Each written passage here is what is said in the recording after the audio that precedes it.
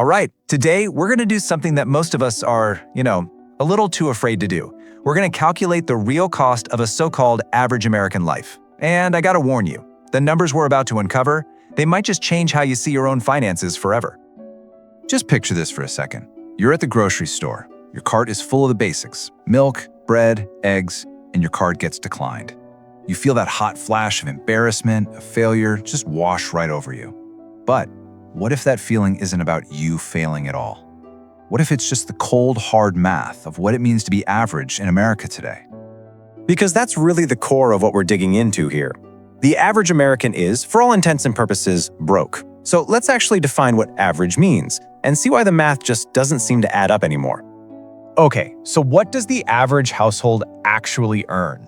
Well, the median household income in the US is sitting right around $84,000 a year.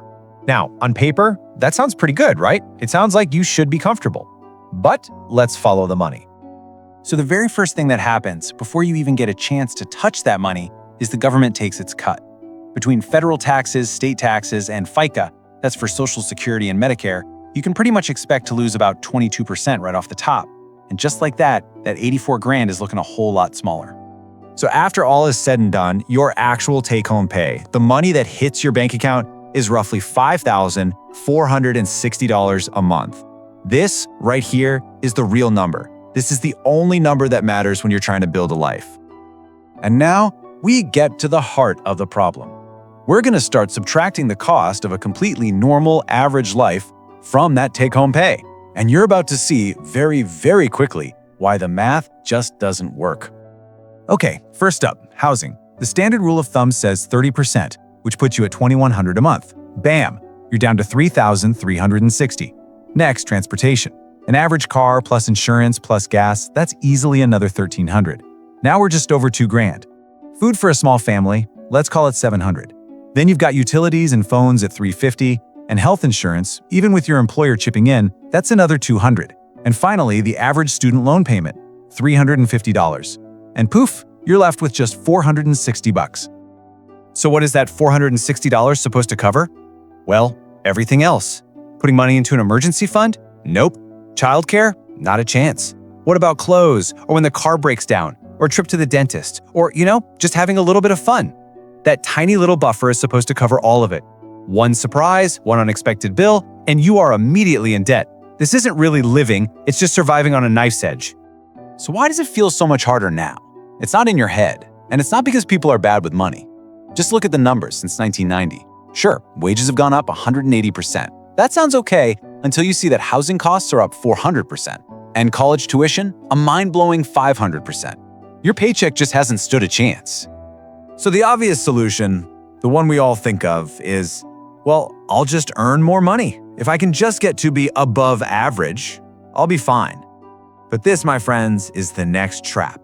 And it's actually even more dangerous, because it just gives you a VIP pass to a more expensive version of the exact same financial prison.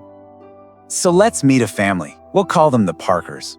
They have a combined income of $130,000 a year. Now that puts them in the top quarter of all earners in the country. By every metric our culture has, they've made it. They should be living the dream, totally stress-free. But are they? Okay, so after taxes, and after making a responsible 6% contribution to their 401k to get the company match, the Parkers' monthly take-home pay is $7,053. That's a much bigger number to work with. Let's see how they do. And here it is, the trap in action. Their house in the good school district cost them over $3,500 a month. Their 2 reliable cars for their commutes, another $1,000. Groceries for 4, better health insurance, and that all-important childcare, that's another $2,350. Gone. And then, of course, the student loans for the fancy degrees that got them these good jobs, $600. And would you look at that? They are $427 in the hole every single month. This right here is the brutal reality of the above-average trap. You're not actually getting ahead. You're just upgrading your lifestyle to perfectly match your new income, locking yourself into a fancier cage that just happens to have nicer stuff. The stress doesn't disappear, it just gets granite countertops. So knowing all this is one thing, but how in the world do you get out? The answer isn't about climbing some ladder to earn even more. It's about fundamentally changing the game you're playing. It's about choosing real, actual freedom over just the appearance of success.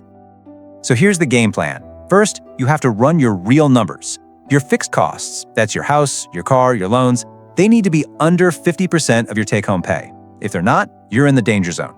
Second, you have to slay the financial vampires. For almost everyone, that means housing and transportation. You have to make a radical change there. And third, build the gap. The only way to build wealth is to create space between what you earn and what you spend. You have to aim to save at least 10%. You know, this all comes down to a choice. You get to choose your hard.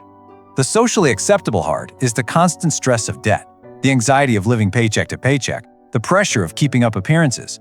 The financial freedom hard is driving a paid-for older car, maybe living in a smaller house, or skipping a fancy vacation this year. One of those leads to a life of being a servant to debt. The other leads to stability. And that is the ultimate mindset shift you have to make. You have to stop confusing spending money with being successful. The goal isn't to make your neighbors jealous of your new car. The goal is to build a life where you are genuinely stable, where one bad month doesn't send your entire world crashing down. Because this is what true freedom actually is. It's the power to walk away from a toxic job. It's the deep sense of peace that comes from knowing a surprise medical bill won't completely destroy you. And that kind of power, it doesn't come from having a high salary. It comes from the gap between your income and your expenses. That gap, that's everything. So, I'll just leave you with this one question to really think about. The average American lifestyle. It's a product. It's being marketed and sold to you every single day. So, are you buying into it? Or are you willing to look at the real numbers, the real math, and build a life that actually works for you? A life based on math, not marketing.